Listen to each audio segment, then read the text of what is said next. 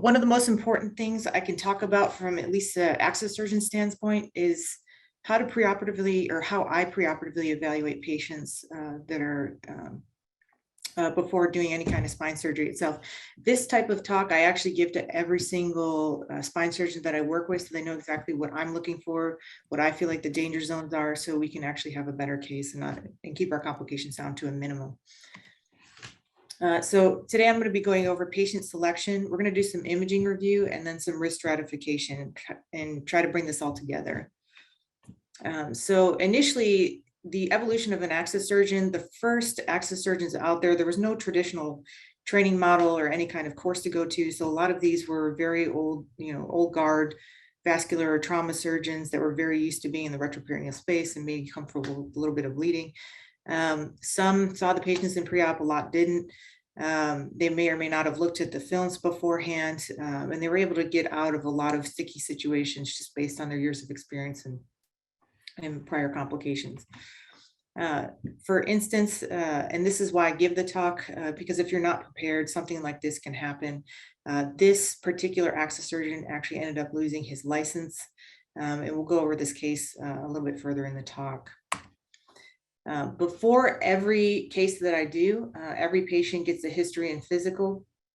I look at everybody's imaging and everybody signs consents, and we actually go over the risks in detail, describing every single type of risk that could be in there. So there's there's kind of a management of expectations on the back end. The first thing I look at, is there any kind of vascular disease? Obviously, this is important for so many reasons.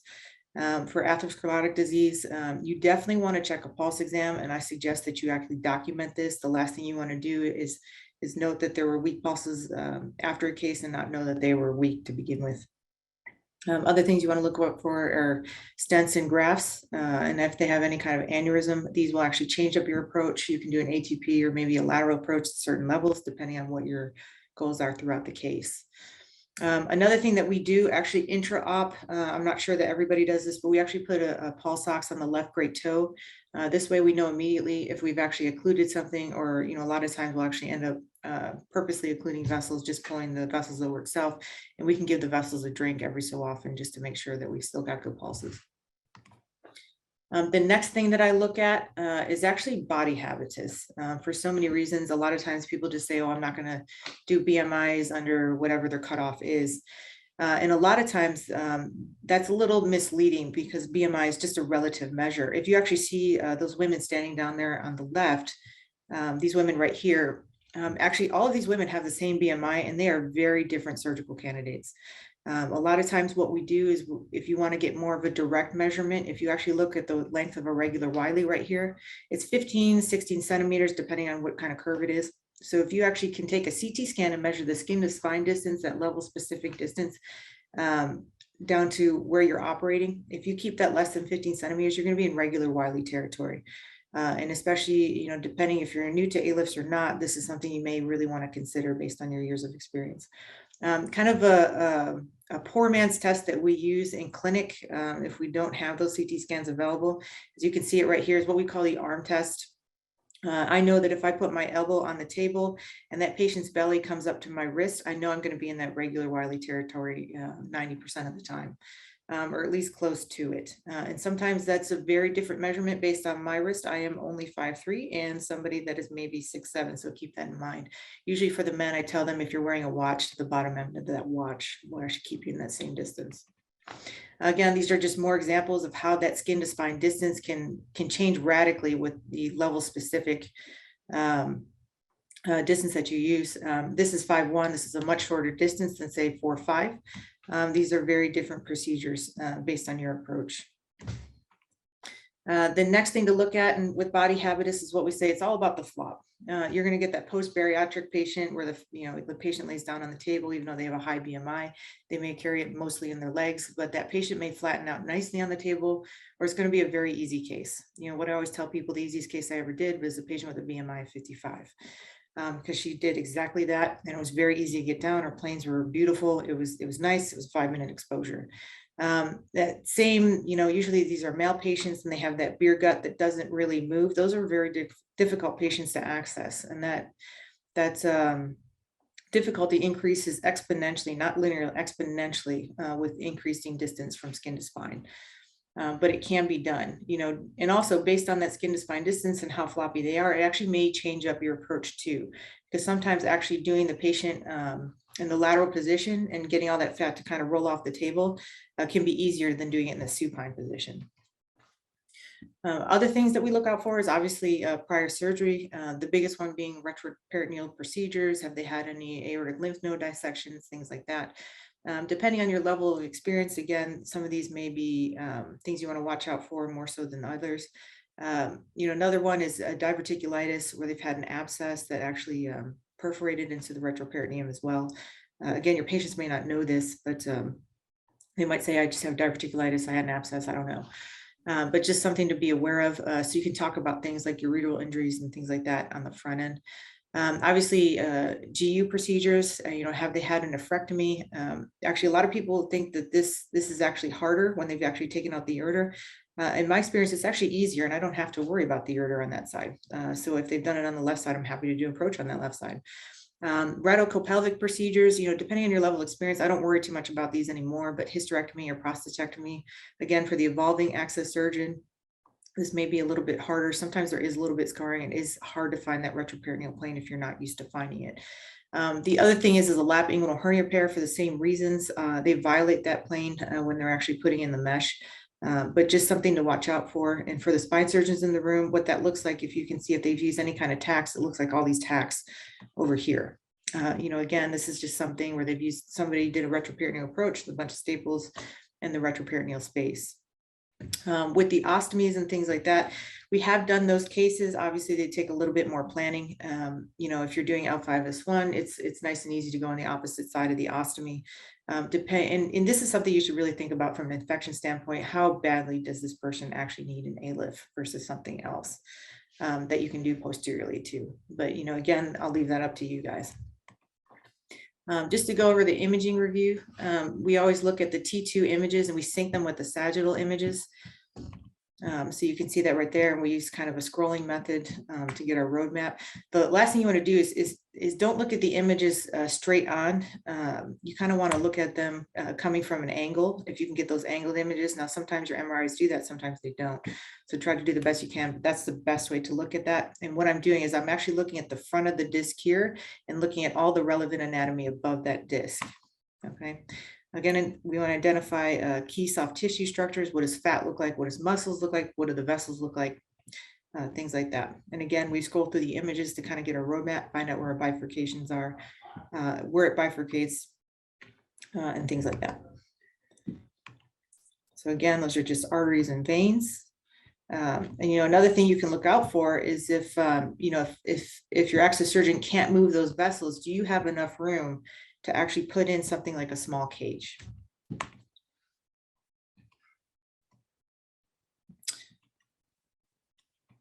So again, there also other things you want to look at are facet joints or modic end plate changes. How much movement is in the joints. It might give you some indication of how much inflammatory changes are in the front end of the spine and how sticky those vessels will be to the spine itself. And we can talk a little bit more about that later.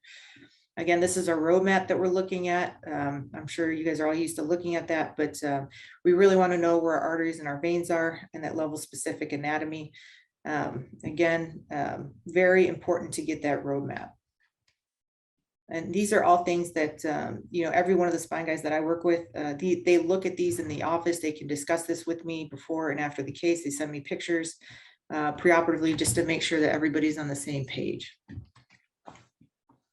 Again, some specific challenges, to look out for. If you see things like modic end plate changes, or you see a lot of movement in the facet joints, a lot of fluid in the facet joints like this, you can actually just assume that those vessels are going to be a little bit sticky on the front end. And again, what's your level of experience with moving those? Here we have a large osteophyte as well, and you can see that the vein flattens out very nicely here. This will be a tough case. Okay. Again, we have some modic end plate changes there. We lose that fat plane that we always look for. And again, we'll talk a little bit more about this later, but when you lose that fat plane, there's a lot of inflammatory changes in front of the spine as well. Here, the vessels look very close together. A lot of times we would just come laterally here. But again, will they move? There's not really a fat plane there. Something that you just kind of want to be aware of on the front end. So you, at least you, your spine surgeon and your rep can have some backup plans on the back end, just in case. This is a very nice case. This is a very, very normal looking morphology of a disc to me. These are very nice plump vessels. You have a little bit of a fat plane here. You don't really see too much movement in the facet joints. So these vessels should move very easily. This is a very easy case. Again, we look for that fat plane under the vessel. As vein is starting to flatten out a little bit, but again, the disc looks relatively uninflamed to me. Again, I think these will move pretty nicely. Your vessels are a little bit close together here, but I don't see any issues with this case at all. Now we start to lose that fat plane, and this vessel starts to flatten out, especially, the vein on the left side is going to be your most problematic most of the time. That vein is starting to flatten out. That vein is going to be a little bit sticky. Over here, it looks like you can move these. The right side, you can usually move pretty easily. Sometimes if you have this corridor right here, you can just slip that disc in right underneath it if that vein won't move. But a lot of times during the case, as an access surgeon, I don't leave. I'm there with you the whole time. And a lot of times, okay. by the end. This is Alexis. Oh. Sorry for the interruption, Dr. Santarosa. We just got back up again. But you can continue. Okay. A lot of times if we lose that fat plane, that vein flattens out, just something to be aware of. But a lot of times we can move that vein towards the end of the case, at least a centimeter or two by the end of the case. And you can usually put a disc or a cage in directly. Again, something to watch out for too.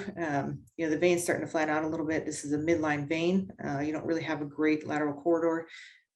Looks like the vessels will move on the right side, but you don't have a great corridor here. So, again, this is going to be something based on the level of your experience of your access surgeon, as well as your spine surgeon itself.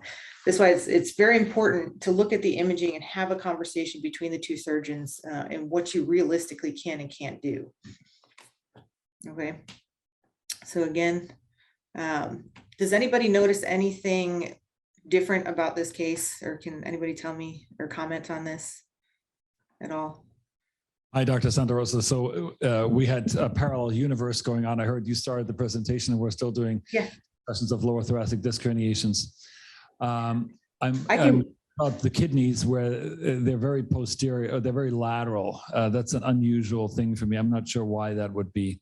We're at the L2-3 disc space. Vena cava versus aorta, I'd have to scroll through the axis a little bit more. It looks to me like the aorta is dead center and the vena cava is on the left side, if that's not a flipped image. I certainly want to have a kidney ultrasound because I see some heterogeneity in the medullary portion of the kidney. So I'll shut up. No, you're exactly right. This is something that I actually see 2 to 3 times a year. And if you guys aren't looking at this imaging and you start approaching from the left side, you're going to run into that vein. Not to say it can't be done, and sometimes we actually do it on purpose. But if you're new to access, new to A-lifts, this is the type of case that's going to get you. So this is exactly right. You nailed it. It's a left-sided inferior vena cava. Okay. Great. Can I ask you a question quickly? I know you're not a urologist or a nephrologist. Mm-hmm. I always, I had a couple of patients where I actually found a hypernephroma. When should I send a patient to a ultrasound, or should it be an ultrasound or something else when I see kidney anomalies on MRI scan? Just a very brief aside. So if we find them relatively, a lot of times, I'm not actually able to access the images till shortly before the case, but the spine surgeons that I do work with, they will work them up with ultrasounds and MRIs and actually send them back to their PCP or nephrologist if they have one ahead of time, because if they have a compromised kidney on one side, again, that's very helpful to know ahead of time before that case even starts. Sometimes you may want to mitigate that, so with something like urethral stents, if it calls for it, things like that. So yeah, I would actually address those issues again with the kidneys very much so on the front end. Great, thank you. Here's some other venous anomalies. This is something that I actually see a couple times as well. I don't know if you guys have ever seen this, but we call this double barrel IVC.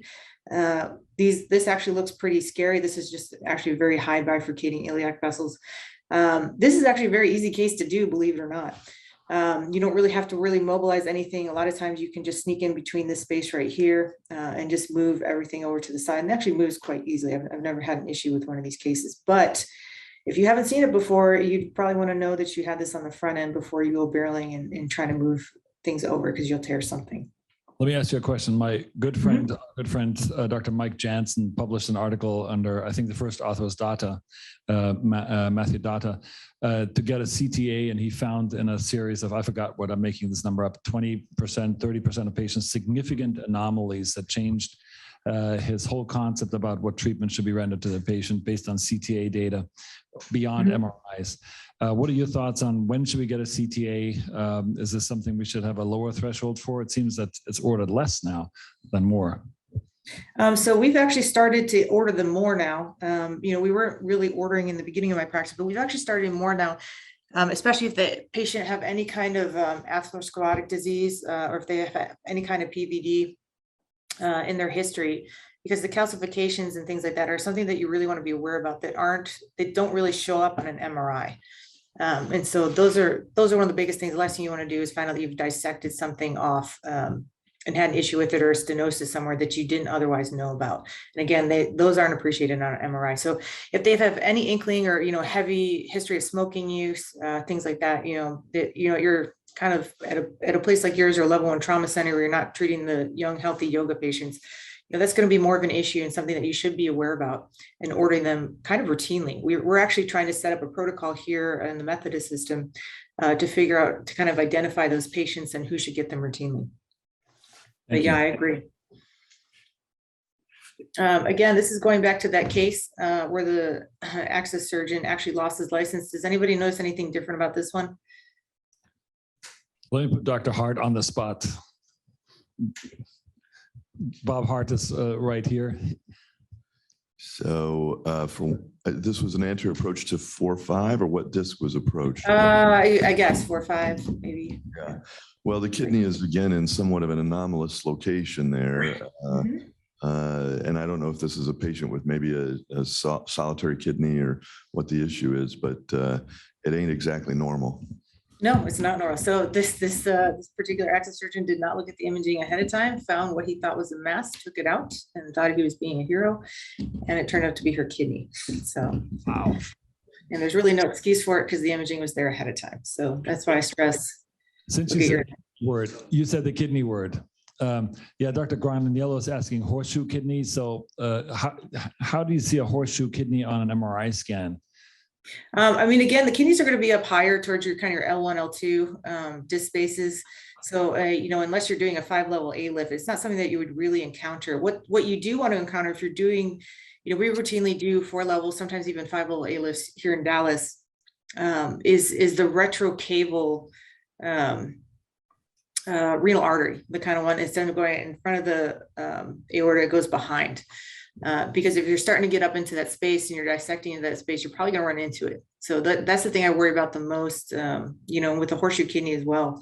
You're going to worry about those things again ahead of time. But that's something that you say, hey, maybe we just stick to the bottom 2 levels and, you can come laterally for the upper 2 levels, or do a single position ATP approach with lateral A lift at 5-1. So you have options. Yeah, let me ask you another kidney related question. So in our monthly disc arthroplasty forum, which has a lot of Dallas area Metroplex surgeons in it also, but it's a very cool forum. We'd love to have you there in the future. We actually had one of the more remarkable sessions of many last month where a spine surgeon himself showed his own spine saga. So this is not some abstract patient. This was him speaking, and he had a 3-level anterior lumbar disc replacement, L1, 2, 2, 3, 3, 4, done to himself. If I asked you, Dr. Santarosa, can you give me a straight AP access so I can get to L1, 2, what would you do to me? We can do it. I'm not saying it would, we've done it. And so, is it hard? Yes. A lot of times what you have to do here, sometimes you get lucky and you can just slip right up there, right next to 2-3 and kind of get it just from a regular retroperitoneal approach. Other things that if you don't do that, you actually have to kind of go behind the esophagus, kind of dissect through the kind of in the retroperitoneum, split the aorta and the vena cava and access it that way, all the way up at 1-2. Would I recommend that? No, absolutely not. But you can do it. It can be done. Should you do it? I don't know. Well, we were all speechless about this pretty much because when we asked him for the details, he's a neurosurgical colleague. He practiced in Beverly Hills, nationally known colleague. None of us knew what he'd actually been through. But basically, they fold up the kidneys on both sides and pull them under the hemidiaphragm to get to L1-2 eventually. So the FDA was, it worked. Yeah, I mean, we all thought this is wild. And then there were several other colleagues from around the country who went like, oh yeah, we go to 1-2. And I'm like, wow. First of all, it's not FDA approved above L3-4. And again, I would be just very, very worried. And we've seen patients here who've come to us who've had renal artery injuries, even from trying to get to L2-3 with far lateral approaches. So being aware of where the kidneys are and where the renal artery runs is a big deal. For common practitioners like myself, how can we kind of visualize or conceptualize how high the renal artery or where the renal artery runs? Is there any way short of a CTA to establish? I mean, sometimes you can see it. Let me see if it has it on the roadmap that we did here. Sometimes you can actually see it right on the MRI itself. Usually that's going to sit around L1, L2 anyway. But yeah, I mean, like I said, you can actually do exactly that. You can slip right underneath the kidneys itself and kind of pull everything up that way. But, a lot of times you can just go up there and split the aorta and the vena cava behind the esophagus, which I actually found to be a lot less traumatic. We've done it a couple of times, but not something it's a little terribly exciting for me to be able to do. Yeah, no, I think the vast majority of us were aghast when we saw the images and heard that. And the more we heard about the dissection access saga, the more we went like, that is wild. But there were, again, colleagues from noteworthy centers who said, oh yeah, we do this. So that was shocking for us. So since we have you here, let me ask you some practical and then some bigger picture questions. You mentioned atherosclerosis before. This is a big deal for me. So I actually trained as a general surgeon first in Germany as a trauma surgeon. And we were always really worried about when we saw plaque, more or less circumferential plaque, to do anterior exposures there. The thought was we can basically loosen them up, and we actually had intraoperative embolic phenomena there. So what is your threshold to say no to an anterior exposure if you see plaque, and how should we kind of work those patients up? I saw your risk stratification slide there.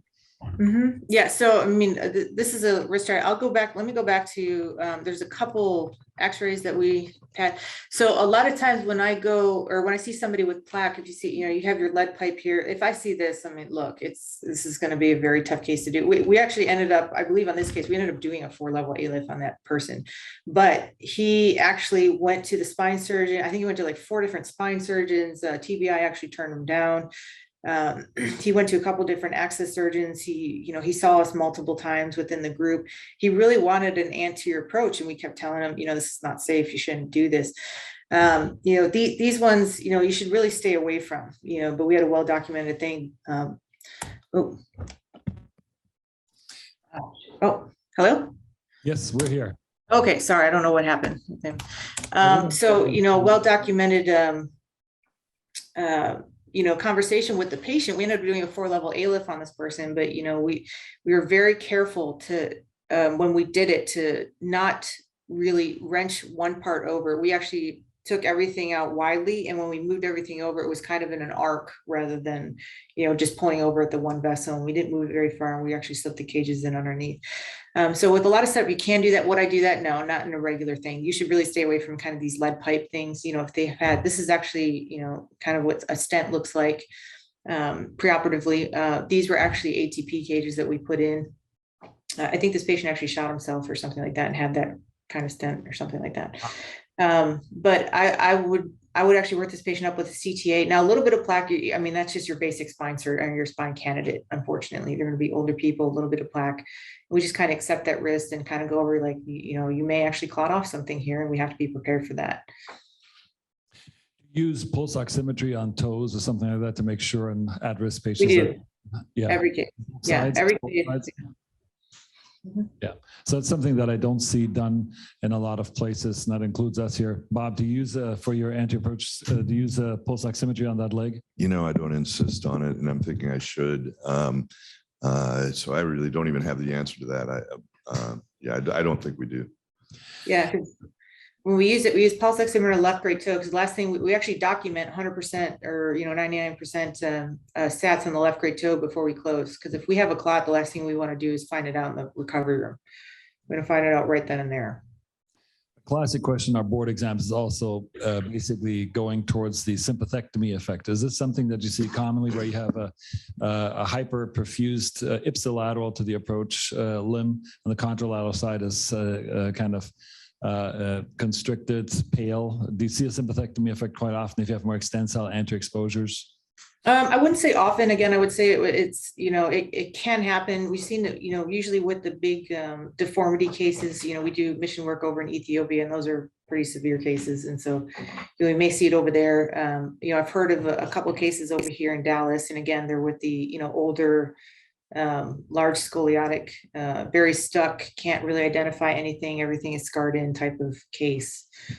So it does happen, patients recover fairly quickly. We've never had anybody complain long-term though. I do not. I have a patient in my past history who, young male, 55, anterior ALIF approach, bifurcation above L4.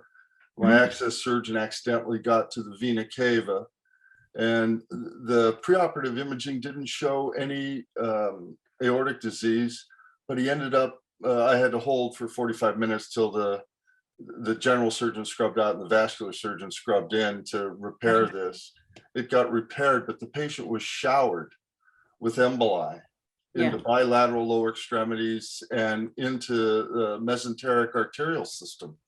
It was just a chaos. Yeah, it can happen. So usually what we do, if was it just like a bovie, or was it a large tear that happened? Yeah, it was a actual cut at the bifurcation of the vena cava. So the belly filled immediately. So if you can actually, so what we actually do is we take, if you can actually take a Kittner or the edge of a Wiley, instead of, because a lot of times they get the sponge sticks and you press right down on the, on the whole vascular system. If you can actually get the edge of a Wiley, what we do is we'll actually just go right above it and see if we just can't clamp down right on it. One of the access surgeons in town has actually created a little instrument just exactly for that, just kind of like boving right into something where it's like a curved, like a little curved horseshoe thing where he can just press on it and then just sew it right up. But a lot of times we'll use a Kittner, or actually your finger is actually pretty helpful as well if you can do that. But sometimes you can't. What we can do is, Julianne, when you're trying to assess aortic disease and it doesn't show up as calcification on the X-ray, for certain age groups, do you use different modalities to image more accurately? Sometimes, what we do is a lot of times, if we're worried, if they've got some questionable pulses, we'll actually send them to, a vascular surgeon that does it all the time, see if they can't get toe pressures or any kind of other indirect measurements for peripheral vascular disease. Because, a lot of times what I've seen is we'll actually fight, or the spine surgeon and the vascular surgeon will actually have a fight about where the pain in their legs is actually coming from. Is it a vascular issue or is it a spine issue?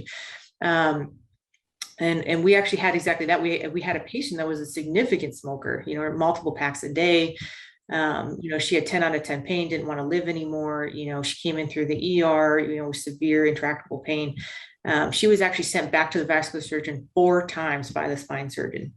We ended up, doing a 4-level ALIF on her, and she ended up having a clot. That was, knock on wood, one of my only ones in my practice. So, but she was a bad setup from the get-go. But something, and that's when we started, really, taking a look at doing CTAs on everybody ahead of time, especially in that age group. Now we're actually trying to build a database here in Methodist Dallas throughout the Methodist system to see if we can't kind of identify those patients that have complications and what type of group they're in related to vascular problems. We don't really have too many in the way of clots. We have more DVTs from the venous system than we do anything from the aortic system. Since we do try to this is quite peculiar. Literally a blizzard shower of emboli. Yeah, that is kind of weird, but it can happen. I mean, I'm not going to say that it can't. I've seen weird things, that's for sure. I will say with the clots though, we've gotten away from just trying to press on, with sponge sticks for that exact reason, especially if the patient is any kind of vasculopath. And we've gone just to more fingers or Kittner or even a Wiley. What we've actually used, I don't know if you guys use Tacoseal or if you've ever heard of that. Yes. So yeah, we've actually gone to, hey, let's just throw a piece of Tacoseal in there. And if you're going to be holding pressure anyway, a lot of times you'll be able to, in 5 minutes, you'll know if you can actually get it to stop with Tacoseal. Yeah. It saves the 45 minutes. My hand was starting to spasm. Yeah. Mm-hmm. Well, I checked in with Jens. It looks like the Wi-Fi did the meltdown, or if it's Facebook revenge, or Russia, or however the internet is now being accessed. Yeah. I'm not sure if they can still hear us at all, but marvelous talk today. Well, thank you. That was terrific. And I don't hear anything from Linda as well, so I'm assuming that, did you have any other parting comments? Because I see you're running. Yeah, the one thing that I do want to share. Yeah, the one thing I do want to share with everybody is actually is this sheet right here. This is something that we actually use, and this can be modified according to the spine surgeons and the access surgeons risk level. We actually use this because we do 700 cases a year, so we can't see everybody in the office, unfortunately, but we do see everybody in the pre-op holding area. But this is kind of a screening tool that our office can use ahead of time, so we can actually catch those high-risk patients and actually see them back in clinic. Marvelous. Jens and I built a database upon which a similar tool that is actually predictive was built, and this looks remarkably like it. Oh, congratulations. This is a nice piece of work. By chance, could I see this or I can send it to me your PowerPoint and I can pull it off of it? Yeah, absolutely. That'll be, and what I'll do is I'll route through Jens to get your contacts so that I can, this looks like a wonderful addition. Yeah, wow. So this is, this way you guys can both identify or be on the same page. And in case they're on still and can hear you, could you walk through the categories for what you are thinking and how you constructed these categories? Yeah, so these were actually, these were actually, we've actually, we've modified this a little bit, but again, your category A is going to be your 1 point patients, your 0 point patients. Those are going to be single level ALS. I mean, these are chip shot cases, no anticoagulation, non-obese, no prior history of abdominal surgery, single level 5-1, that's easy. That's all day long. Most of the time, those are going to be very easy. Most of the time, I will say this picks up, 90-95% of the patients. Occasionally you're going to have the, single level, bifurcations real low, or those anomalies. If you haven't looked at the pre-op imaging, again, this is just a screening tool that we use in the office. The office staff can use this. Your category Bs, let me see here if I can. So your category Bs are going to be, have they had any previous lumbar exposure above L5? And the only reason for that is because at L5S1, you can just come on the contralateral side. And again, the planes are just fine, but you may have some scar tissue from the previous exposure itself, especially if the vessels are in a weird place. Again, we talked about the prior colectomies or hernia surgeries, just like the inguinal hernia. Sometimes if they've used a large piece of mesh in a ventral hernia, trying to get into that plane can be a little bit sticky. Again, the obesity, your BMI cutoffs, again, is going to be different for everybody. Here in Dallas, I mean, the BMI is 30. I mean, that's our easiest patient nowadays. If it's under 40, we're excited. Exactly. But again, but again, you can kind of tailor this. If there's any kind of different technique that you're planning to use, if they have a history of anticoagulation. Again, these aren't things that shouldn't cut you off completely, and you can, adjust these points as you need it. Again, this is more early in our experience. And again, your category C's, those are going to be the ones that you definitely want to talk to ahead of time. You know, your BMI, your high BMI patients. We actually work very closely with a bariatric medicine doctor. And I'm pretty sure I might have single-handedly grown her practice to one of the largest in DFW. So whenever we see high BMI patients, you know, a lot of times we were struggling with these on the front end, you know, and they were just, you know, terrible to take care of in the back end. But, you know, we started talking to the spine surgeon, say, hey, you know, this guy has a large BMI, failing the arm test. You know, this is going to be a difficult case. We can do it. How fast do you need this done? If there's no impending neurological issue, we'll send them to her for medical weight loss rather than surgical weight loss. Because you don't have to jump through 6 to 9 hoops or 6 to 9 months worth of hoops trying to get surgery done. The drugs on the market today are actually, I believe, more effective than surgery at getting that weight loss or getting that weight off very quickly in maybe a 6 to 8 week period. And so these patients go from like, you know, BMI 40 or 45 down to like under 40. And it's a very different case at that point because they're a little bit more floppy since they've lost the weight. Those tissues move a little bit more. And the fact that they've actually, they kind of self-select themselves out because they're motivated to, you know, get their back surgery done. They're going to be motivated to actually comply with rehab issues on the back end as well, rather than becoming like a chronic pain patient. So we've actually used it sort of as a screening tool. You know, obviously, wonderful. yeah. So I would. Yeah, so I'd actually recommend that you guys find your local bariatric medicine doctor. It's been a wonderful thing. My practice has got a lot easier. I love it. She's my best friend. Yeah, and as you were describing earlier, you don't have a lot of mechanical advantage when you're in the operating room. No, not at all. No, and look, you know, I'm not a big burly guy trying to move something over. It's a little bit harder for me. So I actually enjoy it. Terrific. Well, gosh, any other further pearls in case they can still hear and see? Actually, the other thing that we've actually started to do, so you see this is actually an ADR from Texas back with a Dr. Derman. This is we did a 3 centimeter incisions, but a lot of our cases are starting to look like this now that we started doing the pre-op weight loss on the front end, and you know, he shares all his imaging on the back end. But you can get, you know, cases like this all the time. So now we're actually starting to discharge these patients same day, you know, where they would have stayed 1 or 2 nights. And so we're trying to kind of develop like the outpatient, you know, 1 level fusion or ADR to kind of discharge. In doing that, are you using anesthetic techniques in these cases differently than what we used to do historically? I mean, they're getting tap blocks, but I mean, that's really about it. But in terms of, I really think it's the size of the incision that really it dictates whether or not your patient is going to go home or not. You know, you get the old big wax, they stay in the hospital for a week.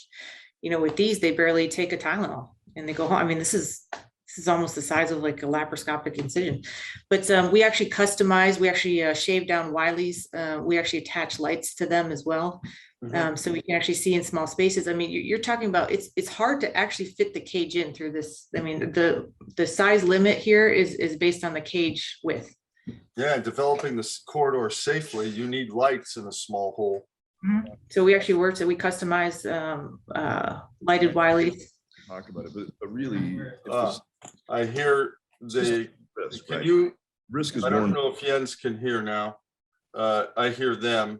The reason, I mean, the reason that What I might try to do is text him and see if he can close. removes that financial, that's what they need to do. I think that's And what, let's see if Jens can close here.